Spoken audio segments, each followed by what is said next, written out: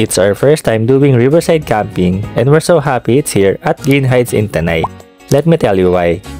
This is just 1.5 hours away from Manila. Binaybay namin ang Marilake hanggang makarating kami sa Santa Ines kung saan kailangan magbayad ng 50 pesos per car kasi protected area na ang parting ito for environmental fee. Kahit umulan, hindi naman nakakapag-alala yung daan dahil kahit may mga parts na di sementado ay matigas naman ang lupa at syempre pinaka-importante sa amin is walang river crossing.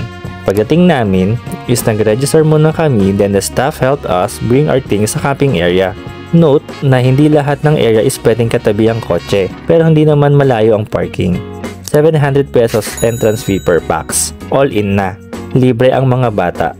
Dito kami nag-camp sa Camp 4 and 5 kasi of course para safe ang mga batang nagtatakbuhan. Kung solo or walang kids, masaya din mag-camp sa harap since ang view mo ay yung river. Malinis at magandang yung mga toilet at CR nila. May bidet pa. Ang laki din ng outdoor sink nila at malakas ang water pressure.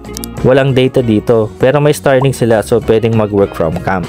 After namin mag-setup ng tent at lahat ng mga abubot namin, buwaba na kami to check out the river at magtampisaw. Nakakatuwa talaga pag may mga bagong experience ang mga bata. Feeling namin tuloy bata din kami kasi kami yung na-excite sa mga new experiences na nasi-share namin sa kanila. Dati, itong anak namin takot sa lahat ng didikit sa katawan niya. Ngayon, ayan kung ano-ano na kinakalikot sa camp. May playground din sila at napakalawak na area for children to roam around, run, and explore.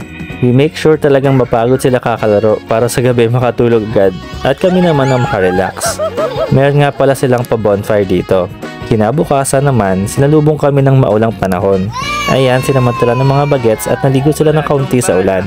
Another first for our baby at enjoy namang tunay. Buti na lang din nag-ilog na kami kahapon kasi di na pala makakatampisaw sa ilog ngayon. Kulay chocolate na kasi. After breakfast, start ng challenging na break camp. Mahirap pero kinaya naman.